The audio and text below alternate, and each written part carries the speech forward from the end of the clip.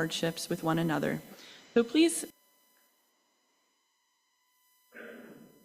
All right. Are there any joys and concerns in Zoom, Tina? Okay. So let's start the recording again so that people can hear us sing our first musical selection for today, which is hymn number 21 in your gray hymnal. This is the hymn, For the Beauty of the Earth. Yeah, we'll have an introduction and then we'll start the first verse.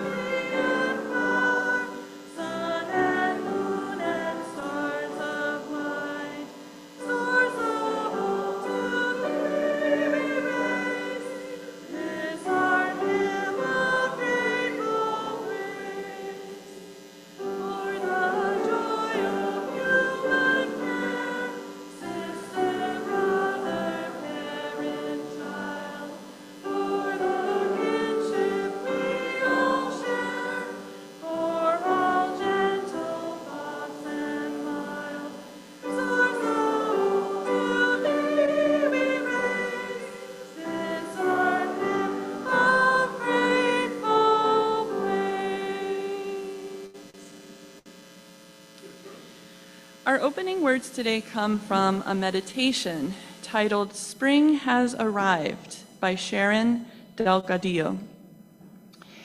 March, that time of year when we are never quite sure what each day will bring. The season when the snow can cover the ground, the mud can cover your shoes, and the rain can turn to ice without warning, especially in Northwest Ohio. During that tumultuous weather, magic begins to happen. It is the time of resurrection. And so today, I hope you will join me as we try to take the magic of spring and create some mindful intentions for our lives. I'm going to ask you, and I'm actually asking you, to take a very deep breath with me. As you sit, plant your feet on the floor and stretch your spine to the sky.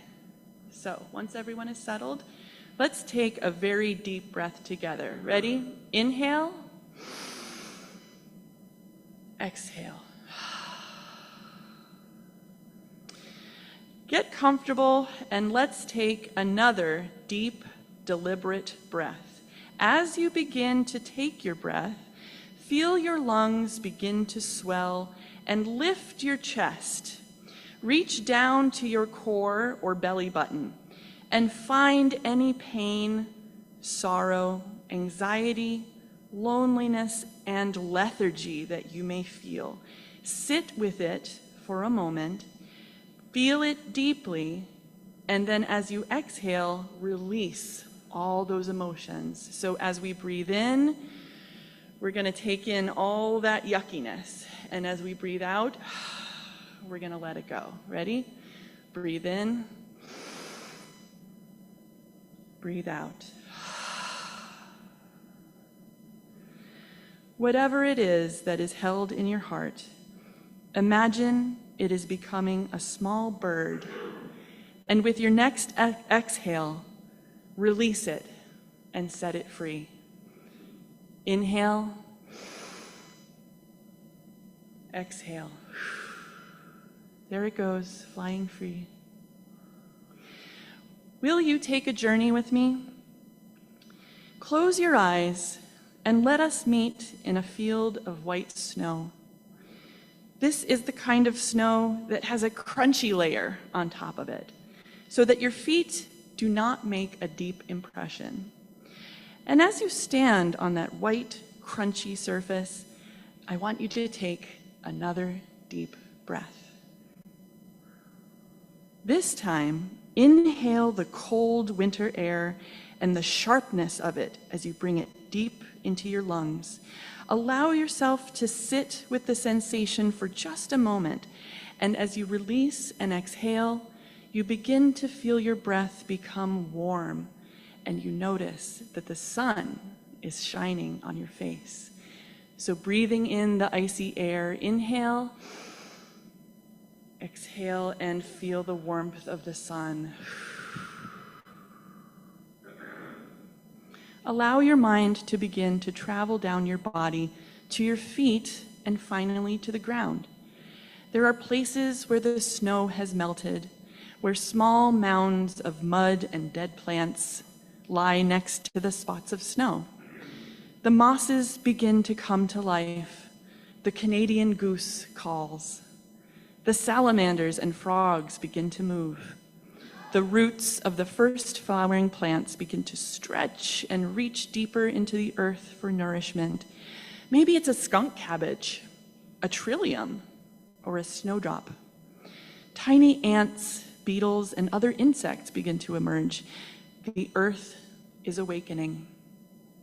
Even beneath the cold, still snow, life is bursting, preparing for the next season. As you slowly begin to leave that space, bring the sun's warmth, the budding trees, and the emerging life into your heart space and let it breathe there. Take one last deep breath, pulling all that energy into your heart space. Inhale and exhale. And one last breath, I'm going to ask you to take a deep breath and on your exhale, exclaim, "Spring has arrived." Ready? Breathe in. Spring has arrived. Okay, awesome. All right. So today is our celebration of spring, and we're actually 2 or 3 days late because spring actually started on Thursday, March 20th. That's because March 20th was the vernal equinox, when both the northern and southern hemispheres experience an equal amount of daylight. Here we go. This is our science lesson. Equinox literally means equal night, meaning the length of the day is equal to the length of the night. And technically speaking, the equinox occurs when the sun is directly in line with the equator. For those of us in the northern hemisphere, it marks the beginning of spring as the daylight hours continue to lengthen until the summer solstice in June, which is the longest day of the year. But humans, as you might know, are fairly impatient creatures by nature. So cultural celebrations of spring tend to take place well in advance of the vernal equinox. It's very likely these rituals began as human efforts to ensure that the celestial rebalancing and eventual return of daylight hours would take place. I'd like to share a few examples of the many celebrations of spring from around the world. Now, the first major world celebration that marks the beginning of spring festivities is actually the Lunar New Year, celebrated this year on January 29th, which definitely does not feel like spring yet, but again, we're anticipating, right? We're anticipating spring. And in China, Lunar New Year is called the Spring Festival, marking the time when people begin to look forward to the end of winter as well as the new year ahead. And I think on the next slide I have, oh no, okay, I forgot. So the way that you wish people a Happy New Year in Mandarin Chinese is Xin Nian Kuai Le. Do you remember this from last year? It might. So repeat after me. Xin, one at a time. Ready? Xin, Nian, Kuai, Le. Great. And if you really want to, you want to challenge, let's do it all, the whole phrase. So repeat after me, please. Xin, Nian, no, repeat after me. Xin, Nian, Kuai, Le. Xin, Nian, Kuai, Le. Good. And I'm doing this with my hands because Mandarin is a tonal language, and we're going from the high tone to the up tone to the down tone in that phrase. Xin, Nian, Kuai, Le. So, Happy New Year. The next celebration of spring is connected to this bracelet that I'm wearing, and I have been wearing it since early March because my very dear friend Jessica from Los Angeles makes this for all of her friends and sends them to wherever they are, and I'm very lucky to have her as a friend. And this bracelet is a celebration of spring from Bulgaria, where on March 1st, people will wear these, they will put on these red and white bracelets and make a wish as they attach it to their wrists. And they will say the phrase, Chestita Baba Marta. So Baba Marta is Grandmother March, and she is known to be a very moody old lady. And you can tell her mood based on the weather. So if the weather's really nice, she's feeling happy. If the weather's really yucky, she's in a crabby mood. So today it seems like maybe she's in a not so great mood, but not so bad as it could be. Right? So in order to gain Grandmother March's favor, people will say, Chestita Baba Marta, like happy Grandmother March. We want a happy spring, right? So here's another phrase we can try all together now. Ready? 1, 2, 3. Chestita Baba Marta. Good. And so you're supposed to, when you see a sign of spring, you're supposed to take your bracelet and hang it on a flowering tree as a way of kind of setting your wish out into the world. And my husband has already done that with his bracelet. I hung on to mine for today, but I'll probably be doing it later when I get home. Okay. So on March 4th of this year, many places and cultures influenced by Christianity and specifically Catholicism celebrated the carnival tradition. Whether you call it Shrove Tuesday, Mardi Gras, or simply Carnival, this event is a last hurrah before the fasting month of Lent. We can think of these celebrations as an expression of joy at having survived another winter and an outpouring of life-affirming rapture and an embrace of earthly pleasures, right? So, very spring-like. Now, one holiday that is celebrated on the same day as the spring equinox every year, so March 20th this year, is Nowruz. Nowruz. So Nowruz literally means new day in Persian, and it's a spring holiday that originated in ancient Persia, which we would now call Iran, but it is now celebrated throughout the Middle East and Central Asia. Originally, Nowruz was celebrated as part of the ancient Zoroastrian religion, named for its main prophet Zoroaster, that was founded approximately 3,500 years ago, possibly the first monotheistic religion in human history. The basic philosophy of Zoroastrianism is based on duality between good and evil, light and dark, creation and destruction. It teaches that mankind is ultimately good and that this goodness will ultimately triumph over evil. One way Nowruz is celebrated is with a half-seen table. So that is what we see in front of us here that I've set up next to the podium. Half-seen means 7 S's because the Persian word for each of the 7 required items starts with S. And so you're supposed to have 7 items that start with S on your half-scene table. And on the slide, I have 7 of the most common S's and their symbolism. So sabze, we have here, is sprouts, and they symbolize rebirth. Samanu, I don't have today, but it's a sweet pudding that symbolizes affluence. Senjed is dried fruit that symbolizes love, and today I have dates because we don't really have oleaster trees in Ohio. Seer is garlic, symbolizing medicine. Sib is apple, symbolizing health and beauty. Somak is sumac, which symbolizes the color of the sunrise. Red is a very good color in Nowruz. And serke is vinegar, symbolizing age and patience. Now I also have 2 additional S's, sonbol, which is the hyacinth that I have here, and seke, which is I have 3 additional. Ooh, I'm doing real good. Seke is the coins, which obviously symbolizes wealth, affluence, and the candies are known as shirini, or sweets, and that symbolizes joy, because of course you're joyful while you're eating candy. Very typically, you will also have a candle on your half-scene table, so I'm going to light the candle.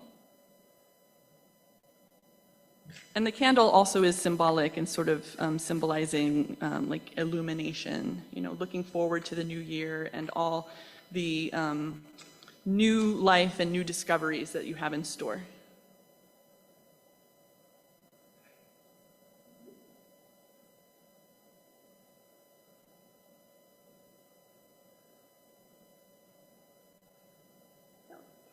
I also have a book on my half-scene. I chose the Quran because a lot of times that is the book of choice in Iran. But you can also have a book of poetry, especially by Sufi poets, that is very highly valued.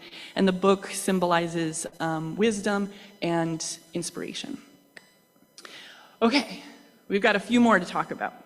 In Japan, the annual blooming of cherry blossoms, or sakura, is greatly anticipated every spring. This year, the sakura forecast, yes, there is one, and it's highly anticipated every year, predicts that the full blooming will take place from late March to early April. Cherry blossoms are said to be symbolic of beauty and life, but also evanescence and death. The blooming of the blossoms represents spring and a new start after the cold, long winter. But the blossoms don't stay around for very long. And in Japanese culture, their quick departure is likened to the transient nature of life. Hanami is an expression that means watching blossoms. And it's an occasion for friends and family to get together, share food and drink, have a picnic, and enjoy the beauty of nature. On March 13th in India, Hindus celebrated Holi, an ancient festival that is referred to as the Festival of Colors or the Festival of Love. In addition to marking the arrival of spring, Holi represents the triumph of good over evil. You might be noticing some recurring themes among these different celebrations of spring. Holi serves as a reminder of the strength that resides in those who behave with good intentions despite the hardships that life may throw their way. It's celebrated around the world, and though the origin story of the holiday varies from region to region, Holi is everywhere about love, goodness, and welcoming positive energy back into your life. Holi is celebrated with parades, folk songs, and a tradition, mostly practiced by young unmarried people, but not limited to them, of throwing gulal, which is colored powder, gulal and water at each other as a sign of affection. So imagine, I love you, right? This is often referred to as playing holy. I think I have, is the next slide also about? Yeah, so you can see people playing holy there. Again, there's symbolism in this tradition because each color has significance. Blue represents the Hindu god Krishna, who embodies love, protection, tenderness, and compassion. Red represents love and fertility. Green symbolizes spring and new growth, and yellow is the color of turmeric, or turmeric, a spice native to India and a natural remedy. Now, I should also point out that we are currently in the Muslim fasting month of Ramadan. You may already know this. So Ramadan this year started on February 28th, and it will end on March 29th. And a very nice way to encourage people who are fasting during this month, because it is a very difficult thing to do, especially with all these celebrations around all the time. And observant Muslims are refraining from food and drink during daylight hours. So a really nice thing to say to somebody who is fasting is Ramadan Kareem, which means gentle Ramadan, like may your fast be easy. So why don't we try that? Repeat after me this time. Ready? Ramadan Kareem. Beautiful. So it's a really nice way to encourage people who are trying to deepen their faith through this practice of fasting. Okay, so next month, looking ahead now, the Jewish holiday of Passover will start on the evening of April 12th and end on April 20th this year.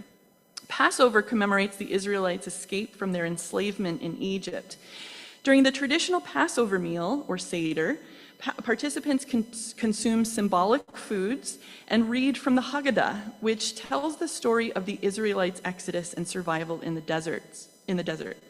Many families maintain their own versions of the Haggadah that include their Haggadah, thank you, Charlie. I always mispronounce that. Haggadah, that include their favorite stories, songs, and rituals. Interestingly, the ancient word for Easter, Pascha, derives from the Hebrew word Pesach, which is the original name for Passover. April 20th, the end of Passover this year, also marks Easter this year.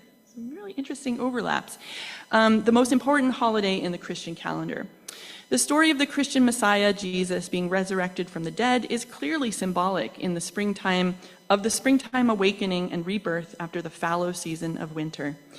The modern-day incorporation of pagan objects and symbols, such as eggs and rabbits, also reminds us of the traditions that came before Christianity. So this has been, a very wide-ranging survey of spring celebrations, and I'm going to try to tie it all together as I close here. Spring holidays implicitly acknowledge that in order to appreciate the return of sunlight, we must also endure a period of darkness. And in our lives, we similarly experience both lightness and darkness, joy and pain. Celebrating spring together as a congregation and as an extended family that includes all faiths as well as the natural world recognizes that just as we endure the long, dark nights of winter as a community, we also emerge into the sunlight of spring as a community.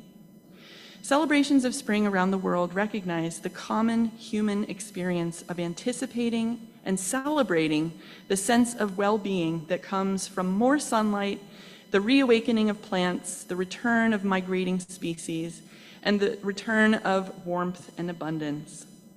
Although spring celebration traditions come from diverse places and peoples, they serve as a reminder of how closely connected we all are to the natural world and even to the cosmos beyond, part of the interdependent web of all existence that we strive to honor as you use in our shared value of interdependence. What affects one of us affects us all in ways that are both immediately noticed and barely recognized. In closing, let me invite you to greet the spring season with the awareness of your connection to the world around you, to feel wonder at the ways that the human, plant, and animal worlds respond to the lengthening days and warmer weather, and to remember how much we share in common with all of our relations. Thanks. And now let us pause to honor the silences of the world as we enter a brief time of quiet reflection and meditation. I'll ring the bowl once to start. And then I'll ring the bowl a second time to end.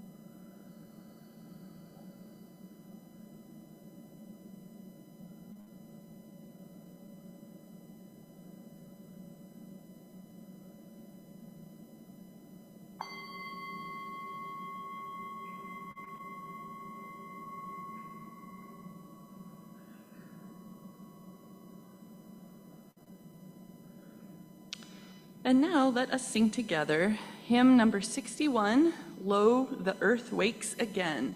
And if you wouldn't mind, could you please stand as you are willing and able? And last thing about this hymn, if people aren't comfortable with the word Alleluia in the lyrics, feel free to just sing whatever word you want. It could just be ah, or hooray, whatever. So feel free to make that substitution if you like. It is a beautiful word, but we like to have options here. And we'll have one verse of introduction. Yeah.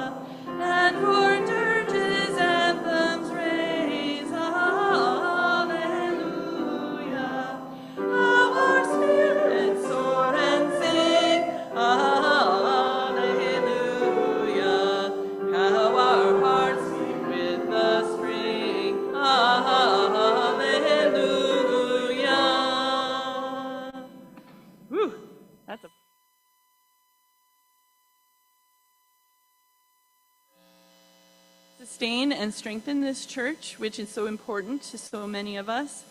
We gratefully dedicate this offering to the good of the church, the wider community, and the world. If you make automatic pledge payments, please place one of the yellow cards indicating this support in the basket. Those are in the seat back pockets. If you want your contribution to count toward your annual pledge, please put it in an envelope and write your name on the envelope so we know who to credit it to. Thank you.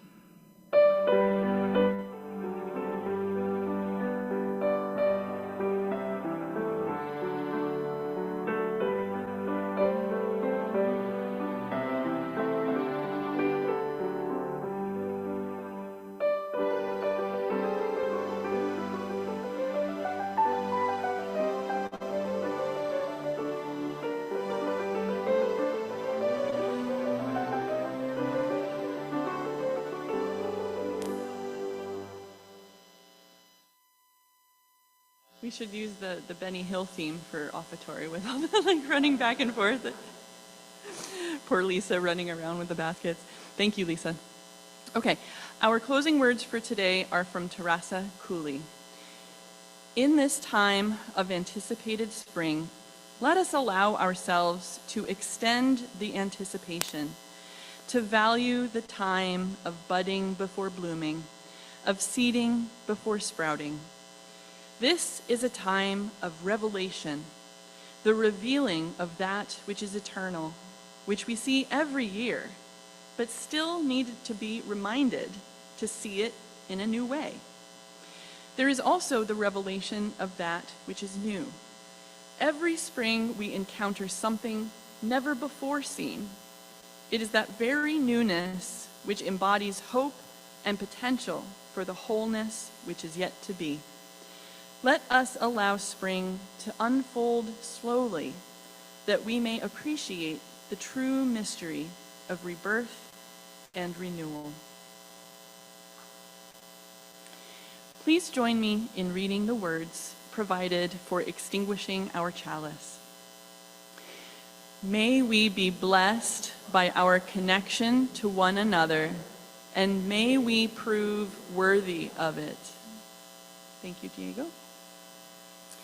So now is the time for announcements, and I definitely have an announcement, but if anybody else has announcements, please, do you want to go first? Oh, you're good. Oh, okay. Thanks, Lisa. Lisa's going to do the big announcement of the day, so I'll give the floor to her. Well, oh, you had another one. How should we? Oh, okay. Well, you do yours, and then I'll do the other. Okay.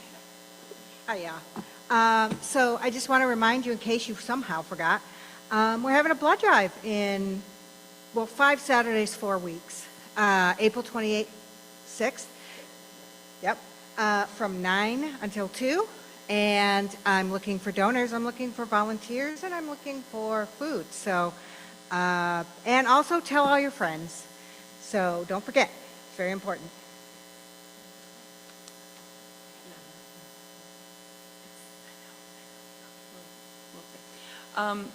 So our big announcement for today is that today is the first day of our 2025 pledge drive.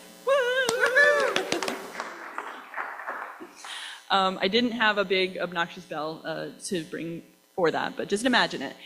So we do have pledge packets to hand out to everyone. These contain a report of everything that we've accomplished over the past year. Also statements of what the committees want to accomplish next year. It also includes a pledge form, you are welcome to fill out today and place in this fun box, which will be placed on the greeting table out front.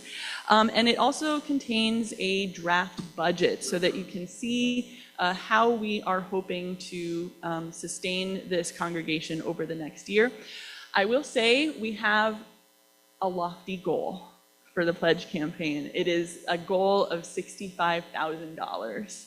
So if that can play a role in how much you are willing to, how much you decide to pledge for next year. Yeah, please keep that take that into consideration. But yeah, we only have 2 weeks. So we have this Sunday, next Sunday, and then April 6th is going to be the end of the pledge campaign. So it's pretty condensed. We'd love to get your pledge form today if possible, but it will also be sent out electronically later today so that you can submit it electronically if you prefer. All right. Oh, yes. And do you want to say? Yeah. Okay. I just want to say a couple of things. This pledge packet will also be on the greeting table if you need another one for some reason, or you know someone who needs one.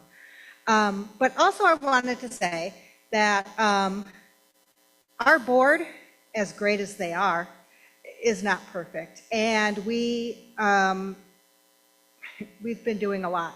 And so there are a few mistakes on here that we thought we had ironed out and didn't. I just want to point out Sue Davies is Sue Drake. It was just a mistake we made, and we had fixed it in emails, and then whatever happened.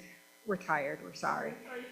But can I get a round of applause for the board and for Matt and Megan, who just worked so hard, Kevin, who worked so hard on this, just unseen heroes.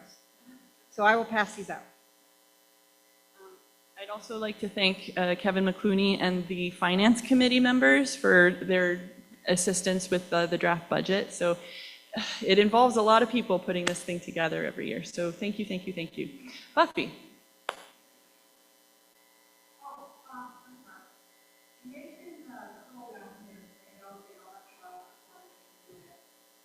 Yeah, there's a QR code at the bottom of at the bottom of the summary document, so that will take you to an electronic pledge form. So a couple quick announcements. One, every Sunday I am more than happy to gather everyone's donations for the pantry and deliver it. With all the changes that are taking place with our present government, there's been a lot of reductions to what's available to the pantries, and because of everyone's needs in the community, it's become greater and greater. So if you've got a couple extra nickels and dimes when you go to the grocery store, go ahead and grab some whatever you think they need. They always need proteins, and canned fruits are always a big thing. The mac and cheese that don't require milk and butter are always nice, and hygiene products, because most of the pantries are set up that they cannot use their donations of money to purchase hygiene products because of the way they're designed. It has to go toward food. But obviously, everyone would like to go to school and work smelling nicely. So that's another big thing. And the high school put out, Bowling Green Schools put out a request for feminine products as well as general hygiene products, because they are being hit really hard with their students not being able to afford those items, and sometimes girls are literally not attending class because they don't have what they need to tend to those needs. And on a more happier note, leftovers were kind of abundant yesterday after the memorial service. So we have a really nice coffee hour happening. There's food, as well as the fact that we have some to-go containers set out. So if you want to take something home with you, if you're not up to eating a lot, take some snackage home so that we don't have to worry about finding homes for it. Thank you. Hi, everyone. I just wanted to add one thing to the pledge campaign. We really do need your financial support, but I always like to point out, you can also pledge service, okay? So it is not required that you donate money to the church to become a member and pledge. You can donate service. And our congregation very much needs service as well, right? Okay. So I just wanted to make that point, although we do definitely need your financial contributions as well. And although our goal is lofty, we're not that far off. If you look at the budget, this past year's pledging, I think, was $58,000. So $65,000 is a reasonable goal. All right. Thanks, everyone. Thank you for that excellent reminder. Yes, we need all kinds of support and generosity to make our community function. All right, so I think we're done with announcements. And now we will close with our closing song, Go With the Song in Your Heart. And you may stand or remain seated as you feel moved. And the music is in the front cover of the hymnal. Yes.